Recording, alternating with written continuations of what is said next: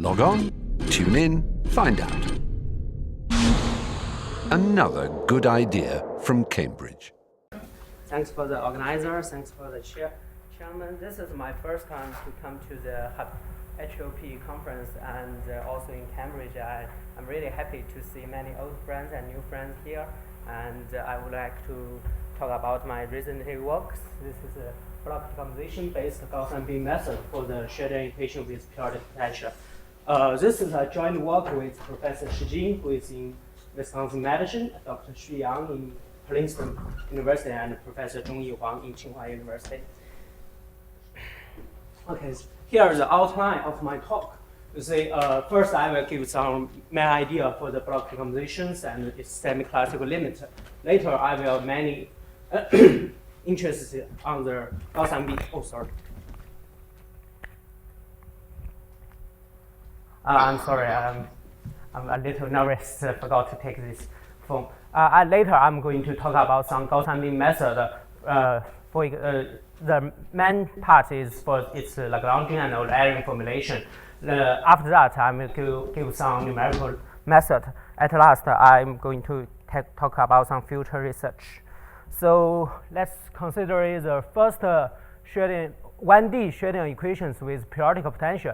You can see this red part, V gamma x over epsilon. This one is different from the original Schrodinger equations. Even for Schrodinger equations, with WKB type initial data, you introduce some high oscillatory in the equations from the initial data. But now we also have periodic potentials, and this one is introduce another mechanism for the high oscillatory here. So this problem is even difficult than the original Schrodinger equations, and we can see we are mainly concerning the scale in the semi-classical limit. Here, epsilon is very small. This is a Planck constant, and this is a simple model in solid-state physics which can describe the motion of electrons with the periodic potentials generated by ion cones. And this Ux you can consider it as some background potentials, and this V gamma is some lattice potentials. Now I give some real examples for the V gamma and Ux. Ux is smooth external potentials, and V gamma is oscillatory lattice potential. It is periodic. And you can see there are very simple examples. One is Maxwell model, and another is canonical Penny model. And this is a really high oscillatory. If epsilon is small, it can be even oscillatory higher. So we can see for the direct numerical method, for the finite difference method given by Professor Peter Markowitz, Petra, Prof, Steving. If you want to solve these problems, the time step and mesh size will be very small. It can be small order of epsilon. And if you use time splitting spectral method by Professor Wei Zhubao, Shi Jing, and Peter Markowitz, this method need a big capital order of epsilon. But I need to remark that for this, the delta t is for order epsilon is for the time Bloch decomposition Schrodinger equation with high oscillatory potentials. But for general case, if V gamma z is 0, then the time step can be relaxed to order 1. Now let's consider the new method proposed by Professor Zhongyi Huang, Shi Jing, Peter Markowitz, and Christoph Spraber.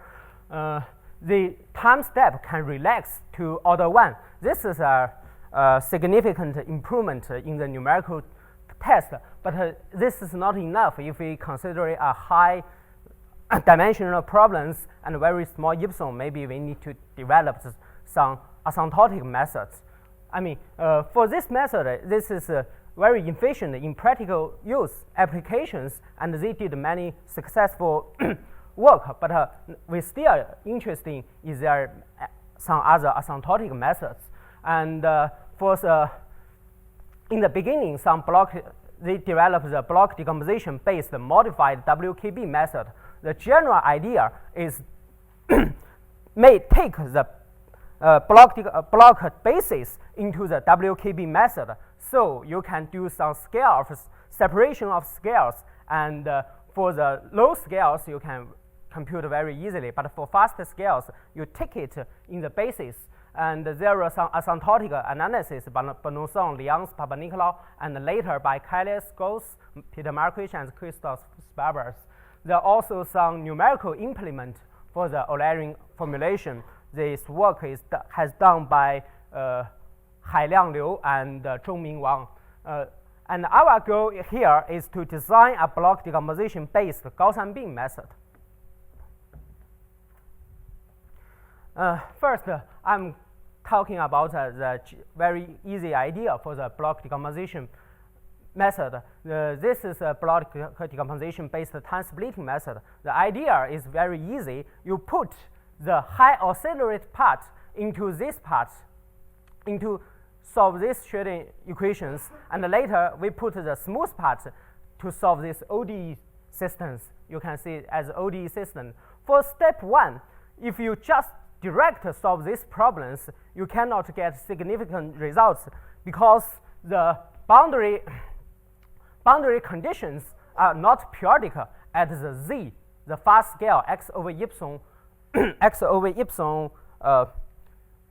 part. So we need to take some unitary transformation so that the psi tilde can satisfy the specific boundary conditions, periodic pseudo-periodic boundary conditions like this. So once we compute psi tilde, we can recover it to psi epsilon here. So we need to develop the idea how to compute psi tilde. This introduces the Bloch decomposition idea. We take the Hamiltonian HZK like this. You can see HZK successful in gives the Bloch decomposition for the Bloch eigenvalues EK and Bloch eigenvectors kappa ZK. Now you can see this psi tilde can be separated into two parts. One is CMTK, which part is independent of faster scales, and another, the fast scale things are all put into the Bloch eigenvalues. Later, we can compute this CM just by a very simple ODE systems. This is the main idea for the Bloch decomposition, and we have to remember this all the times. Later, we will play tricks on this once and once again. Now, let's see some eigenvalues for the say Mathieu models. This is the first 8 eigenvalues for this Mathieu models for the Hamiltonian eigenvalues. You can see for the first 3 energy bands, the eigenvalues depend on k are separated with each other. For the later part, there are some cross to each other, which I will discuss this later. And some eigenvectors, the profile amplitude of the eigenvectors, this is 1, 2, 3, 4, 5, 6, 7, 8. This depends on the Z scale, the fast scales. Now let's move to the semi-classical limit. Now, if we plug in the modified WKB on SATs in this form, you can see this AM denotes the amplitude which is related to the original amplitude, but it only has slow scales, and this kappa M have fast scales, which is Bloch eigenvectors, and also we do not change this SM, the phase of the functions in as I given before. Here, kappa M, this K is real valued in the first Brunel zoom, and so this WKB method, WKB ansatz gives totally a real valued part. Since Olaf Rönnberg told you yesterday, the Gaussian beam method complexifies the phase when I'm talking about Gaussian beam method, this one will be a little changed. I will talk this a little later. When you take this ansatz into the Schrodinger equations and taking inner products with respect to kappa m, we have the so-called Eichhorn equation and transport equation just on the slow scales. So for these two equations, you can see after carefully computation analysis, we can see this beta m is just a complex value. It just have imaginary part, do not have real part. So this amplitude, the equation for amplitude can also write into a conservation laws like this part. You can see this is the general idea for the Bloch decomposition-based WKB method. And for this method, I want to say that this can give you a very fast implement for the Gaussian to compute the main idea, but it lost since near the caustics there are some problems we cannot solve well, so we need to give the Gaussian beam method. The Gaussian beam method key idea. Now let's forget about the high periodic potentials. We just consider a Gaussian beam method for Schrodinger equation. The main idea is to allow the phase function, what I told S before, to be complex and choose the property image part so the solution has a Gaussian profile. You can write this amplitude is here and the phase function written into a Taylor expansion forms.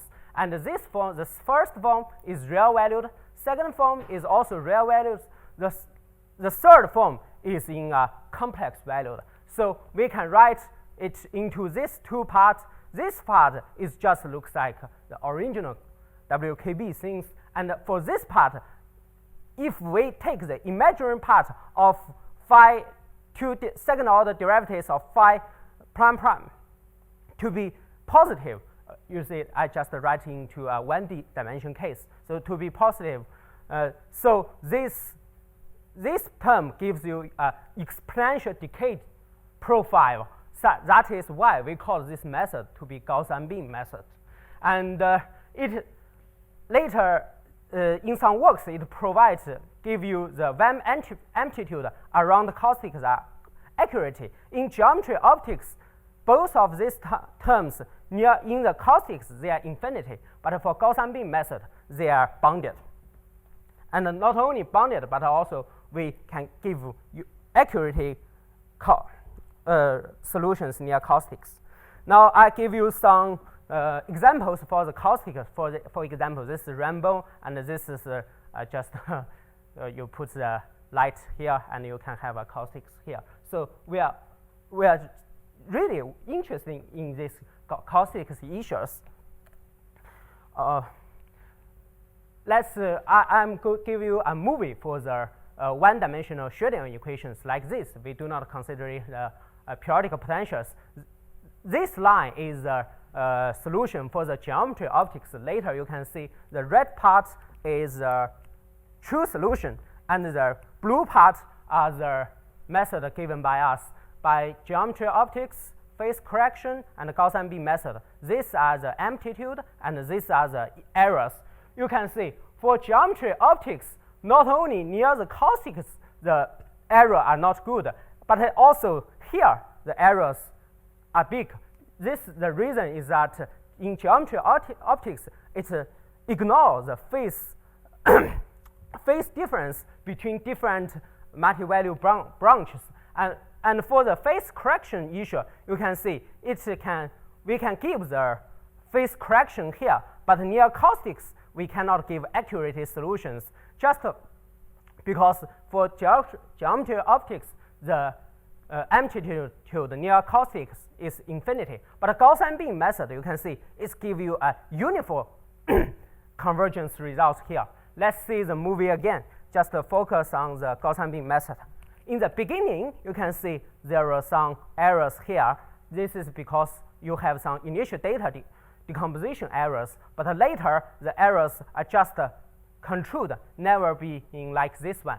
So you can see Gaussian beam method really gives a good result compared to the geometry optics. and some phase corrections. In fact, there are many literatures on Gaussian beam method. Here I give just one part of them. There are also many other issues on the Gaussian beam method. In the beginning, maybe in some earlier works given by Jeffreys, there are some works by Hill, Clemens, Popple, and later for high frequency, the Gaussian beam method for high frequency linear waves, there are this type of the results. I want to remark that for Reston, given in 1982, he proved the Gaussian beam method is valid near the caustics. This is a very important result. Later in quantum chemistry, by Hajdong, Heller, they called so-called frozen Gaussian wave packet or some other things, but they also have the related connections to the Gaussian beam method. For recently years, there are some error estimate. One important error estimate is the talk given by Professor Olaf Rimberg yesterday, and this works gives you a general convergence idea and very sharp compared to the other result. There are also some other issues. For example, the initial data decompositions, Lagrangian formulations. There is a work by the Motamoto and Professor Olaf Rimberg for the wavefront-based Gaussian beam method. It can treat the Lagrangian. For Lagrangian issue, the ray diverge always become a problem, but in their work, they use a wavefront method to overcome this difficult and gives a very good result.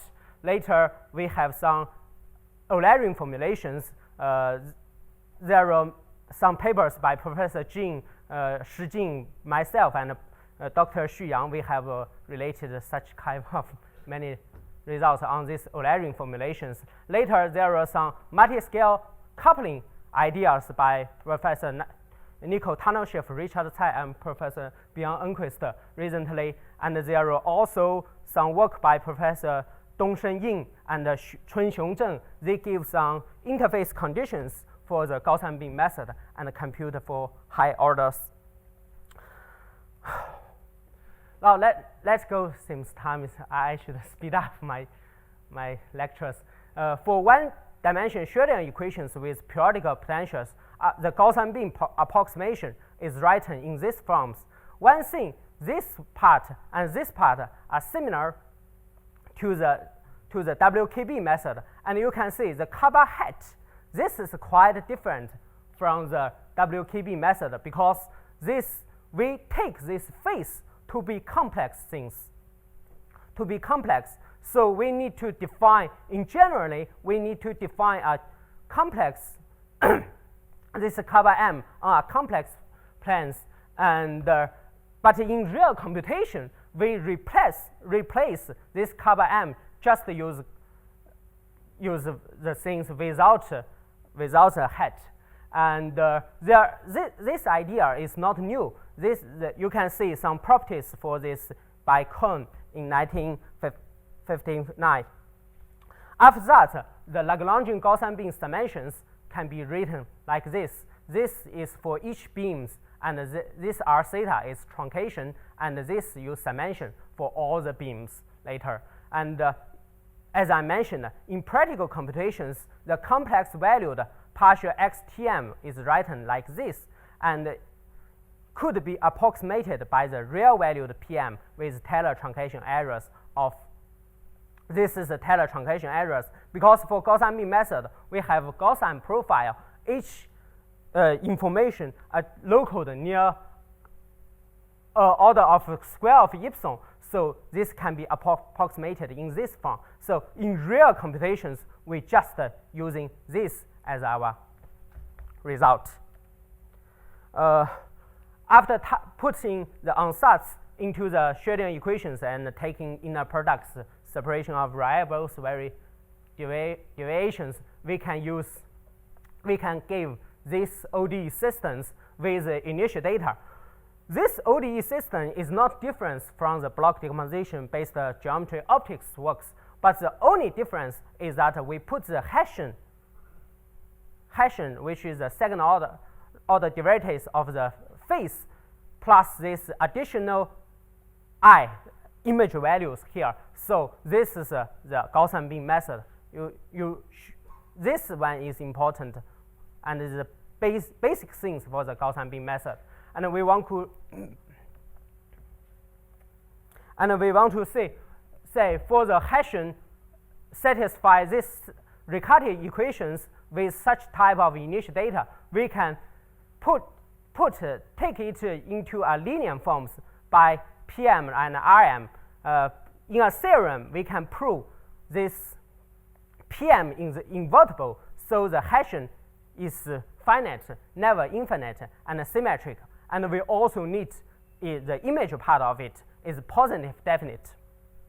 In 1D case, it is just positive. And the Hamiltonian, you can see for the ODE systems like this, the related Hamiltonian are given by a very simple case.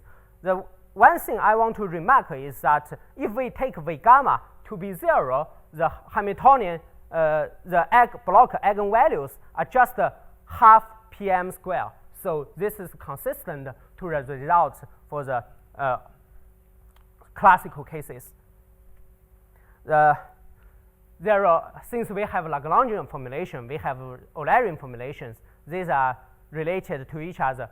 You can see in this part, we need to compute the Hessian in an ODE system. This Hessian for one-dimensional case is just a scalar. If for three-dimensional system, it can be matrix have 1, 2, 3, 4, 5, 6 freedoms because the matrix are symmetry. And for the level set method, we can give the multi-value velocity like this, and we can also compute the Hessian just by taking the derivatives of the level set functions. This formulation was first given by Professor Shi Jing, myself, and Xu Yang, and it significantly reduced the computational cost for the Eulerian Gaussian beam. We do not need to solve the Hessian. We just get from the initial data, from the zero level set. And the related initial data for the level set function is like this. And you can see its real part is consistent to the geometry optics, and its complex part is just a very simple part like this one. Efficiency.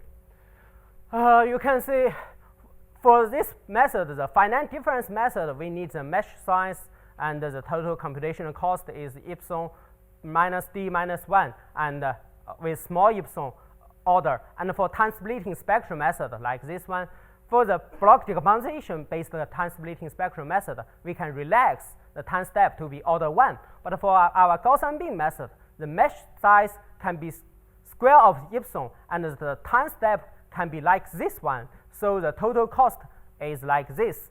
Here, P denotes the order of accuracy in time, and D denotes the dimensions. You can see the discussion for time step is as follows. If we need the solution for each Gaussian beam to be order epsilon, since they have a T over epsilon for the phase T over epsilon, so the error should be epsilon square for the phase, then the time step is epsilon 2 over P. This P is the order of accuracy. So the idea is like this. This P can be very, very big. So the main contribution is just from this part compared to the Gaussian beam method to the Bloch decomposition time splitting spectrum method. We can improve the computational cost. There are some examples. First, we give the Maxwell models. This is the first eigenvalues as I showed you before. You can see for this three part it's good, but later there are some the eigenvalues are near to each other. In the computations, there would be happen some so-called surface hopping like this, just because like some particles from this part, beams from this part can transmit to this part. And you can see from the from the eigenvectors, this first three parts are very smooth, but later there are some singulars for these eigenvalues. This is also related to the things I remarked. In this work, we do not focus on the hopping things. So we give the idea, give the computation, avoid this issue. But this is a very interesting issue. And this is a L2 error of Bloch decomposition for the initial data. You can see if you just use 8 initial bands, the accuracy is good enough. And if you use 10 or even more, we can just use very small band to compute all the informations. Example 2 is we use do dynamic problems if we use Matthew models with external potentials here, and you can see the convergence order is like this, better than half the orders, and this is the amplitude compression. This is the errors. The similar, and we have different initial data. The last example is isolate.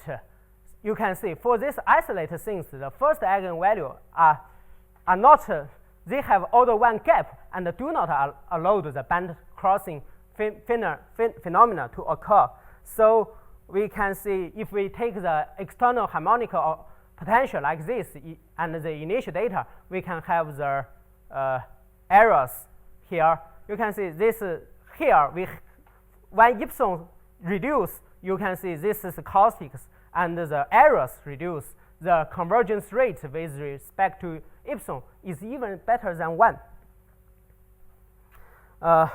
For future research, the band crossing issue is very interesting problems, and we would like to talk more about. Maybe Professor Carolina Lasser is an expert in this field, and we also, as I talked to you, the eigenfunctions kappa m is complex, defined on complex part. So we need the approximation for them are not good enough.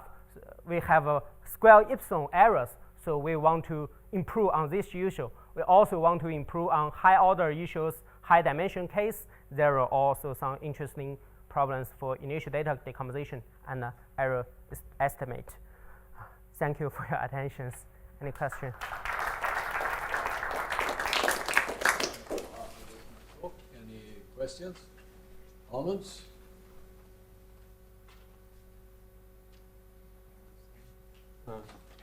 So what was this last potential, this insulator? This was not a periodic potential anymore. This is V gamma. V gamma depends on Z. So this is periodic. We just give V gamma. Oh yeah. So epsilon. Yeah. X over epsilon. Z. And just what happens if the initial data is not Gaussian? Initial data is given in WKB form. It is in a 2-scale WKB. Yeah, if A0 is not Gaussian functions, what do you think? It's okay. The work by Nico Tanoshev, he has if you write the initial data in this form, you can have a initial data decomposition just with some errors. That is why our Gaussian mean method has some initial errors. Okay, if it's not in that form, If there are some related work by Superposition of such one. yeah, To get this. there are some related work for. Okay, I think we will.